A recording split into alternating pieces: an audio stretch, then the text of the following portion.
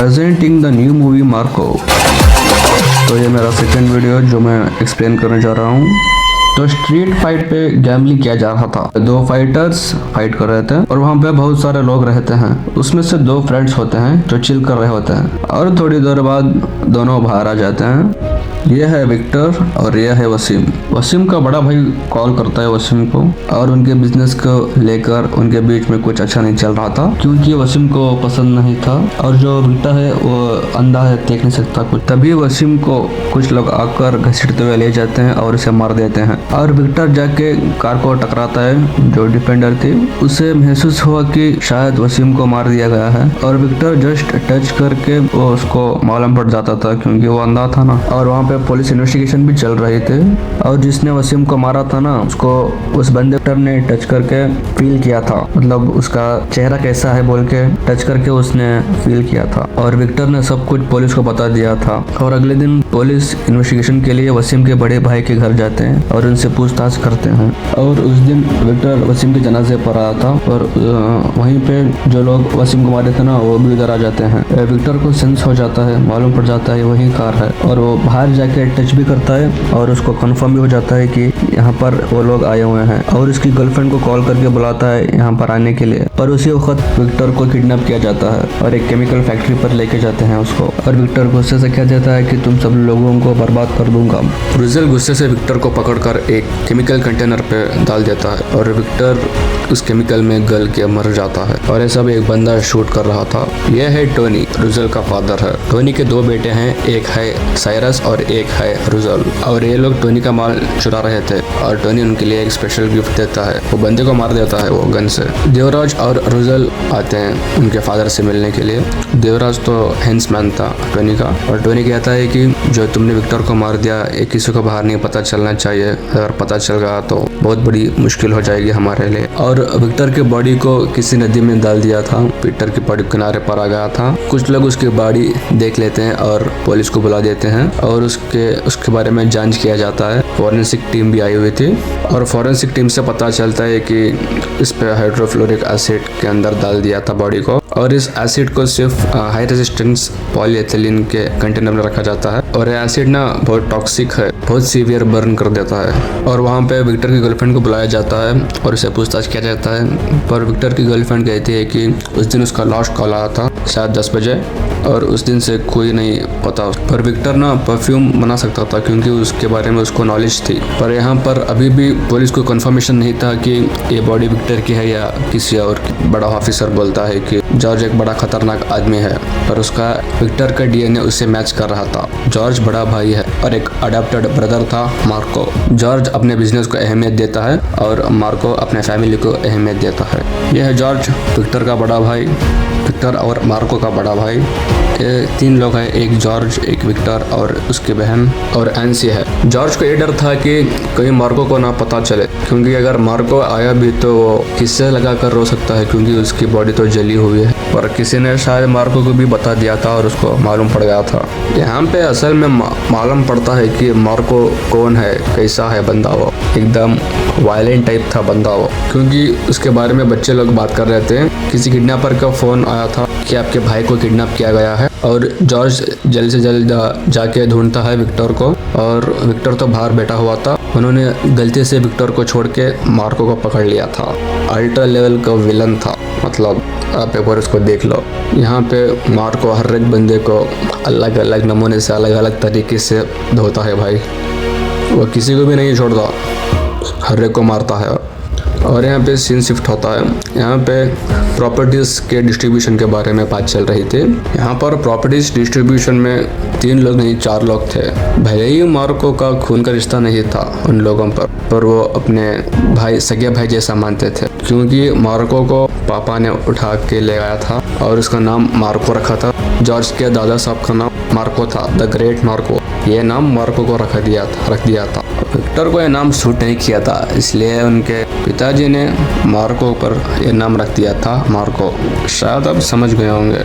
और विक्टर को भी पसंद था कि वो भी प्रॉपर्टी डिस्ट्रीब्यूशन में उसको भी एक हिस्सा मिल जाए और वहाँ से विक्टर ऊपर चला जाता है मार्को से मिलने के लिए। वो भी सिगरेट लेके वो भी स्मोक करता है और वहीं पे जॉर्ज आ जाता है और सिगरेट ना पीने के लिए कहता है मार्को को। और विक्टर कहता है मार्को को कि अगर विक्टर को आंख दिखना और विक्टर कहता है मार्को को अगर मेरी आंख दिखने लगी तो मैं पहले किसे देखूंगा मालूम है, ऐसा मार्को को पूछता है। पर मार्को इसका जवाब ना सुनता है क्योंकि उसको किसी और का नाम सुनना पसंद नहीं था, इसलिए तो वहाँ से वापस आ जाते हैं यहाँ पे और सब लोग चर्च पे आते हैं क्योंकि विक्टर की बॉडी वहीं पर थी, उसकी आत्मा की शांति के लिए बातें चल रहे थे। जॉर्ज कहता है कि जो भी हुआ है कल हम उसका जवाब देंगे। वहीं पे वाइल्ड कार्ड एंट्री हो जाती है मार्को की। वहाँ पे वो सब लोग थे जिन्होंने विक्टर को मारा था, टोनी, रुजेल और उसके बंदे। और वहाँ पे मार्को आके कॉफिन को छूकर आके माइक पे बोलता है जिन्होंने विक्टर को मारा है उन सबको मिटा दूंगा, उन्हीं के खून से उन्हें नहलाऊंगा और जलती हुई आग में लपट के रेगिस्तान में दफना दूंगा। तो सब लोग ये बात सुनकर चौंक जाते हैं और जॉर्ज को ये बातें सुनना पसंद नहीं था। जब सब लोग घर पे आते हैं जॉर्ज मार्को को समझाता है पर मार्को एक ही माइंड सेट है उसका, अगर घर में किसी को कोई हो जाता है तो किसी को नहीं छोड़ेगा, चाहे जितना मार्को को बाहर ही क्यों ना डाल दें सब लोग। और मार्को को कुछ यादें याद आ जाते हैं, जैसे कि मार्को ने पूछा था विक्टर को क्या तुम कार चलाओगे, और विक्टर और मार्को ने विक्टर को कार चलाना सिखाया था। मतलब दोनों भाई बहुत एंजॉय कर रहे थे। मतलब भाई मार्को को ना बहुत दुख हुआ था विक्टर की मौत पे, एकदम सुना सुना लग रहा था, किसी को भी अच्छा नहीं लग रहा था जब से विक्टर मर गया है, क्योंकि विक्टर एक अच्छा था, उसको उन लोगों ने मार दिया था। मार्को अनवर से कहता है कि अगर वो लोग विक्टर का चेहरा तक भी छोड़ दिया तो मैं मान लेता था, पर उन्होंने बहुत बड़ी गलती कर दी। बच्चे लोग कहते हैं कि क्या विक्टर भाई अभी हेवन में ब्लाइंड है या नहीं, पर एक बच्चे ने कहा कि विक्टर भाई हेवन में है या नहीं मालूम नहीं, पर उसने एक बहुत बड़ी गलती कर दी, मार्को उसको नहीं छोड़ेगा, वो तब जहन्नुम में जाने वाला है। यहाँ पे मीटिंग अरेंज करवाई गई थी और जॉर्ज पूछता है कि तारिक क्यों नहीं आया। वहीं पे टोनी आकर कहता है कि मुझे बहुत दुख हुआ तुम्हारे भाई का ऐसा हुआ सुन के। टोनी कहता है कि इसे एक बुरा सपना मान के सब कुछ भूल जाओ, पर जॉर्ज इतने आसानी से सब नहीं भूलने वाला था। जॉर्ज कहता है कि उसे ढूंढ के उसे सच उगलवाऊंगा, पर टोनी कहता है कि ये उसका बेटा जो फॉरेन से आया हुआ है, टोनी का बिजनेस अब उसका बेटा रुजेल संभालेगा। वहीं पे एंट्री होती है मार्को भाई की। पहले आते ही उसने सिगार जलाया और टोनी कहता है कि विक्टर को जो मर्डर हुआ है उसका इन्वेस्टिगेशन के लिए रुजेल लीड करेगा विद योर परमिशन। और मार्को कहता है कि उसे सिर्फ मारना नहीं है, मौत से भी बदतर सजा मिलेगी। और पुलिस यहाँ पे आ जाती है जहाँ पे जो बेटिंग चल रही थी, फाइटिंग की बेटिंग, वहाँ पे सीसी कैमरा के फुटेज पूछने के लिए आते हैं, पर वो नहीं देता, वो बंदा नहीं देता है। पर यहाँ पे टोनी उन सब लोगों को कहता है कि हमें चौकन्ना रहना पड़ेगा, अगर एक कोई गलती हो गई तो बहुत मुश्किल पड़ेगी हमारे ऊपर। टोनी को यह मालूम था कि जॉर्ज को बेवकूफ बनाया जा सकता है पर मार्को को नहीं, हर एक बात को ध्यान से बोलना चाहिए।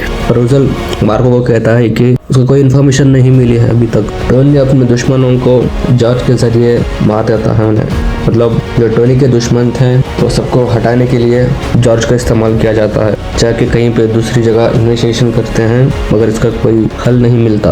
दूसरे दिन पुलिस आती है और मार्को पूछता है कि क्या हुआ।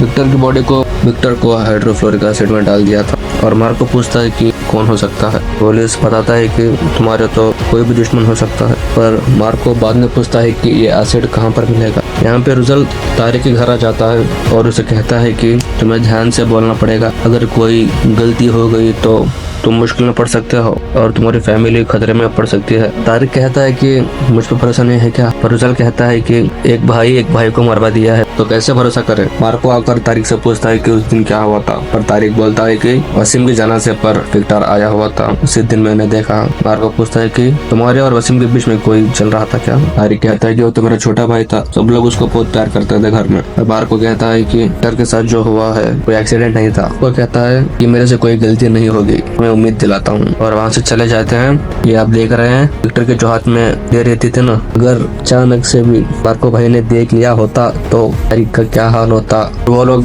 जहाँ पर फाइटिंग चल रही थी वहाँ पर चले जाते हैं और उन लोगों से मिलते हैं और वो बंदा मार्को से फाइट करने के लिए कहता है। यहाँ पे भी वो बंदा मारा जाता है, मतलब बंदा हार जाता है कि उस रिंग का एक ही बंदा था मार्को। बंदे से पूछताछ करते हैं कि ड्राइव दिखाओ जो टीवी फुटेज में है।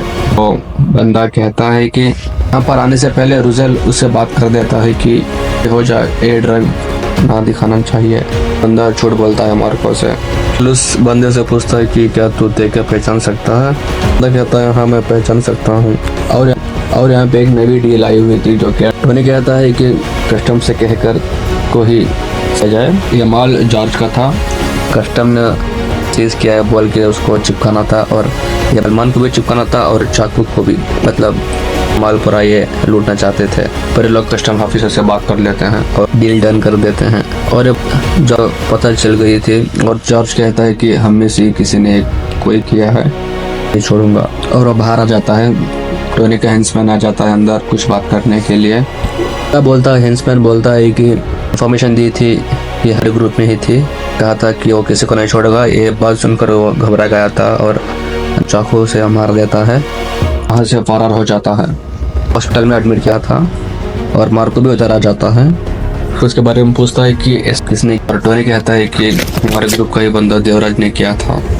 या बाहर आ जाता है और बैठे हुए बंदे को खूब मारता है, क्योंकि उसने एक तरह से नहीं मारा था और ठीक हो जाएंगे। टोनी उसको मारता है और टोनी कहता है कि तुम कुछ अंडरग्राउंड हो जाओ। तीन शिफ्ट होता है यहाँ पे, जो एक यूट्यूबर होता है और वो कहता है कि मैंने कुछ शूट किया है जो आपको दिखाना चाहता हूँ। और जो वो यूट्यूबर ने वो शूट किया था ना, वो वीडियो फुटेज पुलिस ऑफिसर को दिखा देता है, और ये पुलिस ऑफिसर अपने कमिश्नर को दे देता है फाइल के साथ, और एक कमिश्नर उस एविडेंस को डस्टबिन में डाल देता है। और ये बात टोनी के लोगों को बता देता है, और उस पुलिस ऑफिसर का भी मर्डर हो जाता है जो इन्वेस्टिगेशन कर रहा था, और उस यूट्यूबर को भी मार दिया जाता है। वो पुलिस ऑफिसर का जो मर्डर हुआ था ना, उसने पहले ही एक डॉक्टर को एविडेंस सौंप दिया था, इसकी दूसरी कॉपी। वो डॉक्टर जॉर्ज को एविडेंस दिखा देते हैं, वो फुटेज दिखा देते हैं, और जॉर्ज मार्को को फ़ोन करके बता देता है ये वही है जिसने विक्टर को मारा था, टोनी का बेटा रोजेल है। जॉर्ज कहता है कि पहले वसीम को मारा और विक्टर को, और ये सब कुछ रोजेल सुन रहा था क्योंकि वो लोग साथ में ही थे, और पीछे से मार्को को कस के पकड़ रहे थे और कार रनिंग में थी। और जो वीडियो शूट किया था ना रोजेल ने, ये सब मार्को को दिखा रहा था को ख़त्म करने के लिए। जो मार्को के साथ में रहता है अनवर, उसको भी पकड़ते हैं। जो झाड़ काटते हैं ना, झाड़ काटने की मशीन लेकर आते हैं मार्को को मारने के लिए, पर उसके चेहरे में कोई डर नहीं। वहाँ पे अनवर था, उसको बुला के उसका हाथ काट देते हैं, कहता है कि खत्म कर दो इन दोनों को। वहाँ पे सीन मतलब एकदम चेंज हो जाता है। वहाँ से मार्को स्टार्ट करता है हर एक बंदे को मारने के लिए। जो वहाँ पे बंदा था हर एक बंदे को मार देता है, केक को करता है, केक को मारता है, किसी को भी नहीं छोड़ता। फाइटिंग जो है एकदम जबरदस्त फाइटिंग है भाई। वहाँ पे बारिश आना शुरू हो जाता है और वो अनवर को लेके कार के अंदर बैठ जाता है। अनवर को बहुत दर्द हो रहा था क्योंकि उसका हाथ कटा हुआ था। ये देखकर मार्को को अभी गुस्सा आ जाता है और वो मशीन लेके हर एक बंदे को काटते हुए घसीटते हुए ले जाता है, और रोजेल को मारने ही वाला था। रोजेल कहता है कि विक्टर उसके पास है। टोनी का कॉल आता है कि विक्टर की गर्लफ्रेंड के अंदर एक बच्चा था जो विक्टर का है। टोनी उसका किडनैप करके ले जा रहा था और टोनी रोजेल को छोड़ने के लिए कहता है। यहाँ पर हुआ इंटरमिशन। टोनी चाहता है कि उनके हर एक प्रॉपर्टी मांगता है, हर एक प्रॉपर्टी, और जो उनका बिजनेस था वो मांग रहा था उनका। मार्को कैसे भी करके देवराज को ढूंढ लेता है और इससे पूछताछ करता है कि ईशा कहाँ पर है, उसके बारे में पूछताछ करता है। देवराज को एक कंटेनर बंद कर दिया गया था, अगर उसने कुछ नहीं बताया तो अंदर मतलब वो गैस फटने वाला था, और देवराज कहता है कि टोनी भाई की कोई गेस्ट हाउस पे है वो, और वो फटा भी। पर ये तो एक चाल थी टोनी की, जहाँ पे मार्को गया हुआ था। वहाँ पर भी बहुत लोग आए हुए थे मार्को को मारने के लिए, और वहाँ पर भी वो किसी को भी नहीं छोड़ता, हर एक बंदे को मारता है। टोनी आकर कहता है कि ये तो एक मेरा जाल था जिसमें तू सपड़ गया है। और यहाँ पे सीन शिफ्ट हो जाता है। मार्को और अनवर आ जाते हैं सूटकेस लेके। उस सूटकेस को ओपन कर देखता है, उसमें उसका बाप का कटा हुआ हाथ था। ये देखकर वो डर जाता है। फ्लैशबैक पे आते हैं, यहाँ पे कुछ बातचीत चलती है और मार्को को गुस्सा आकर उसका हाथ काट देता है। और मार्को कहता है कि तेरे बाप का हाथ काटे हुए कुछ ज्यादा वक्त नहीं हुआ है, अभी भी जाएगा तो तेरा बाप बच जाएगा। इस लोकेशन सिर्फ मैं ही जानता हूँ। और ईशा को छोड़ने के लिए कहता है, अगर ईशा को छोड़ देता है तो उसका बाप का लोकेशन मिल जाएगा, और वैसे ही होता है। मार्को उसको लोकेशन सेंड कर देता है और वो लोग सब चले जाते हैं। यहाँ पर एक टोनी ट्रैप में फंसा हुआ था, डोर खोल देते तो वो एसिड उसके ऊपर गिर जाता और जो वहाँ पर एक गन थी गोली चल जाती थी, पर उन लोगों ने दूसरा कोई रास्ता देखा और अंदर चले आते हैं और ठीक तरह से और धीरे धीरे से एसिड को निकालते हैं और गन के क्लिक ट्रिगर को काटते हैं। वहाँ पे एक बंदा गलती से डोर ओपन कर देता है और चेयर के नीचे से एकदम टाइम बॉम्ब का साउंड आ जाता है और टोनी उठते ही ब्लास्ट हो जाता है। वहाँ पे टोनी पूरा जल गया था, आधा ही धड़ बचा हुआ था और जॉर्ज कहता है कि ईशा और मारिया को लेकर कहीं दूर जाने के लिए जॉर्ज की बात नहीं सुनता और यहाँ पे रह जाता है और जॉर्ज तारिक को फांसी पे लटका कर मार देता है। और यहाँ पे रुजेल अपने बाप की कटा हुआ हाथ लेकर उसका बड़ा भाई के पास आता है। उसका बड़ा भाई का नाम था साइरस, जो मैंने पहले आपको बता दिया था। वो एक प्रोफेशनल किलर था। उसके बारे में सब पूछता है कि वो कौन है, कहाँ पर है। और यहाँ पर ईशा कहती है कि मुश्किल आने पर इस नंबर को कॉल करें, ऐसा विक्टर बोलता है ईशा को। और विक्टर मार्को को कुछ गिफ्ट देता है जो ईशा देती है और साइरस उसके घर आया हुआ था, देखता है और उनके बारे में सब कुछ डिटेल टू डिटेल इन्फॉर्मेशन पूछता है। ईशा को हॉस्पिटल ले जाना चाहिए था उन लोगों को। जॉर्ज कहता है कि बाहर जाना खतरे से खाली नहीं है और यहाँ पे डॉक्टर को यहाँ पर ही बुला लेते हैं और डॉक्टर यहाँ पर आ जाती है और उसी वक्त घर का करंट चला जाता है। हर तरफ अंधेरा ही अंधेरा था। जॉर्ज कहता है कि सब बच्चों को लेकर एक रूम में छुप जाओ, कोई बाहर मत निकलना। और जॉर्ज को भनक लग जाती है कि कोई अंदर आ गया, क्योंकि जॉर्ज उस घर के हर एक कोने को जानता था और जॉर्ज हर एक को मरता है जो अंदर से बिना बताए अंदर से घुस रहा था। साइलेंट तरीके से जाकर वो और साइरस शूट करता है अपने, वहाँ पर ग्रेनेड भी फेंकता है, अपने बंदों को लेकर अंदर घुस भी गया और वहाँ पर बहुत फाइटिंग चली मार्को और उन गुंडों की। पर साइरस और रजल हर एक को बेरहमी से मार देते हैं और किसी को भी नहीं छोड़ते हैं। यहाँ तक कि उनके जो घर में लेडीज है, उनके घर में जो बच्चे हैं, बच्चे तक भी वो नहीं छोड़ते। एक बच्चे को सिलेंडर से कुचल देते हैं और एक बच्चे को फांसी पे लटका देते हैं और किसके ऊपर भी रहम नहीं करते, हर एक को मारते हैं और एक लड़की को ऊपर से फेंक भी देते हैं। यहाँ तक कि जो ईशा के अंदर एक बच्चा था, बच्चे तक को भी नहीं छोड़ते, वो लोग बाहर निकालते हैं और उस लड़की को चाकू से मार देते हैं। जो वहाँ पे सिस्टर्स और डॉक्टर थे उसको भी नहीं छोड़ते, उन लोगों को भी मार देते हैं और मार्को को वहाँ पर अकेला छोड़कर चले जाते हैं। मार्को को महसूस कराना था कि डर क्या है, फिर उनकी फैमिली को डिस्ट्रॉय कर देते हैं वो लोग। मतलब इतना वायलेंस, इतना खून खराब भाई, इतना वायलेंस देखकर क्या बोलूँ इस मूवी के बारे में मैं। और यहाँ पे मार्को आकर खुद को चेंज कर लेता है, रेडी होके उन लोगों को मारने के लिए वो एकदम रेडी होकर उनके फैक्ट्री पर चला जाता है। वहाँ पे ब्लास्ट कर देता है और हर एक बंदे को मारता है और साइरस को भी मारता है। साइरस को तो लास्ट में मारता है, पर वहाँ के हर एक बंदे को मशीन गन से मारता है। रुजेल को भी मार देता है, किसी को भी नहीं छोड़ता वो। साइरस ना बच्चे को केमिकल में डालने ही वाला था और साइरस को तो तलवार से ही उसकी गर्दन को धड़ से अलग कर देता है और वो मार्को बचा लेता है। वहाँ से उस बच्चे को, विक्टर के बच्चे को और मार्को बाहर आ जाता है। मतलब भाई साहब ने इसमें ना इतना वायलेंस है, एनिमल मूवी से भी ज़्यादा वायलेंस है भाई इसमें। तो प्लीज़ शेयर और सब्सक्राइब करें, दूसरों को भी शेयर करें। अगर आपको कोई मूवीज़ पसंद आए तो मेरे को कमेंट में मैसेज कीजिएगा। तो चलिए मिलते हैं।